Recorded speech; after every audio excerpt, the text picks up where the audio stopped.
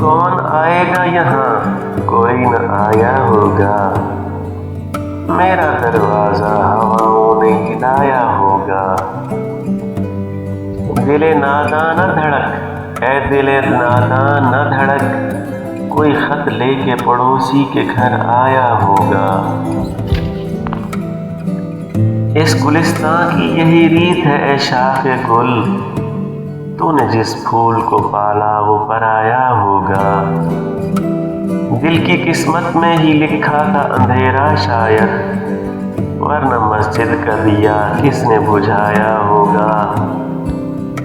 गुल से लिपटी हुई तितली को गिरा कर देखो, आंधियों तुमने दरख्तों को गिराया होगा। खेलने के लिए बच्चे निकल आए होंगे, चांद अब उसकी गली में उतर आया होगा।